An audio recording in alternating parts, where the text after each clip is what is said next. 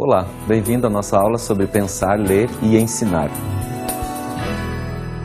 Hoje nós vamos refletir sobre o problema do ensino de filosofia e verificar como é que esse ensino pode se dar a partir desses três verbos. Como é possível, numa aula de filosofia, ajudar o aluno a aprender a pensar, aprender a ler e depois como é que esse problema filosófico se apresenta como uma questão de difícil solução, que é a seguinte: como nós podemos de fato ensinar a filosofar? Ora, o ensino de filosofia é um problema que, antes de qualquer coisa, deve ser visto como um problema filosófico. Quando nós pensamos no ensino de filosofia, a gente vê que esse é um grande desafio. Primeiro, por quê? Porque há uma diferença muito grande entre simplesmente ensinar filosofia e ensinar a filosofar. Esse problema já foi colocado por autores dos mais diversos períodos da história da filosofia, entre eles, por exemplo, Immanuel Kant, no século XVIII. A gente vai ver que esse é um desafio por quê? Porque se trata de ter uma capacidade, enfim, a função do professor, ter uma capacidade de transformar aquele texto, que é uma coisa aparentemente morta, escrita num tempo diferente do nosso, em alguma coisa palatável, compreensível para o aluno dos nossos dias. Esse é um grande desafio. Talvez nenhuma ciência tenha vivido esse desafio como a própria filosofia. Por quê? Porque a filosofia ela é, antes de tudo, um saber que se comunica, ou seja, trata-se de nós pegarmos esse saber acumulado durante a nossa história e transformar esse saber numa coisa que seja comunicada aos nossos amigos, que são, na verdade, os nossos alunos, já que todo o texto de filosofia, como disse o filósofo Peter Sloterdijk, é uma carta para amigos. No seu livro Regras para o Parque Humano, esse filósofo apresenta a filosofia como uma grande carta para amigos. É bom lembrar que a própria palavra filosofia, ela traz dentro da sua etimologia a palavra amizade. Também a palavra sofia, que significa sabedoria. Filo, amizade, sofia, sabedoria. Ou seja, nós somos os amigos do saber. É bem interessante notar que o amigo do saber não é aquele que tem a posse do saber. Portanto, ele não é aquele que vem para a sala de aula para transmitir conteúdos ou conhecimentos. Ele é, antes de tudo, aquele que vem angariar apoios, vem despertar nos alunos o amor ao saber. E aí é que está o problema da didática. Como é que nós podemos, de fato, fazer isso? Bom, o desafio da nossa disciplina de filosofia é não reduzi-la aos seus conteúdos, ou seja, é importante ver que a história da filosofia tem um certo desenvolvimento lógico a partir de problemas que são típicos da filosofia, tratados por autores nos seus diversos períodos e também a partir desses mesmos períodos, já que a filosofia é um saber construído a partir dos problemas de uma determinada época. Então é preciso que nós saibamos que ensinar filosofia não é, em absoluto, simplesmente transmitir conteúdos. Outro problema que nós podemos refletir é a respeito deste verbo, então, pensar.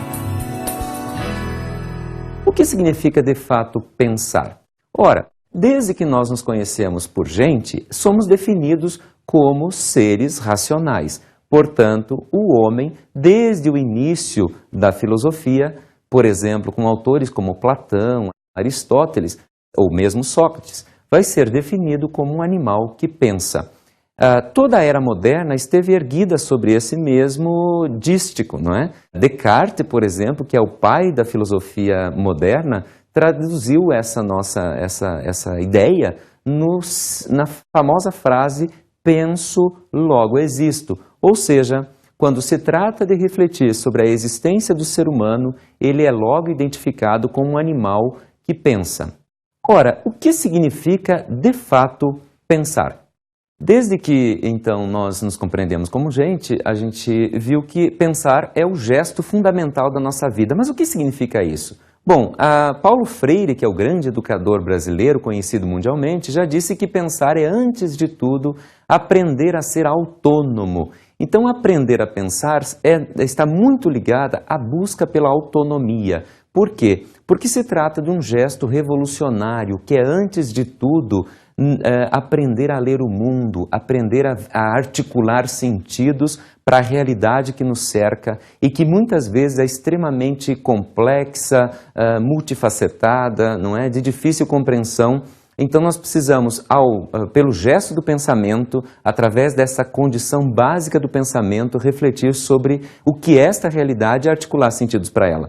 Então pensar é um gesto de sobrevivência do ser humano. Nós poderíamos dizer que assim como os peixes respiram dentro d'água, como as girafas têm pescoço comprido, nós, seres humanos, temos uma capacidade que nos garante, pelo menos por um instante na existência, um instante de uma vida, que é o pensamento.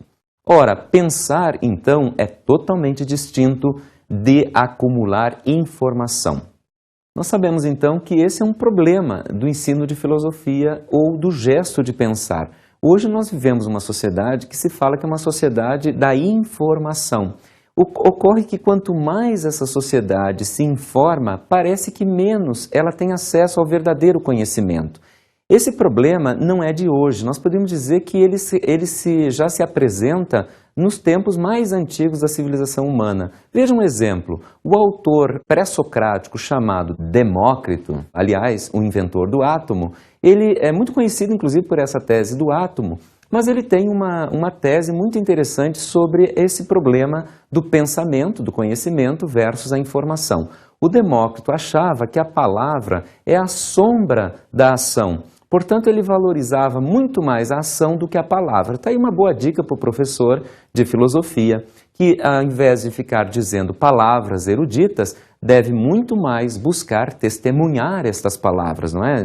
Dar exemplos, principalmente de vida, quando se trata de situações éticas. Então, Demócrito, ele tenta discutir na sua parte, digamos, ética, na parte ética da sua filosofia, toda essa ideia de que a palavra, ela, portanto, como mera informação,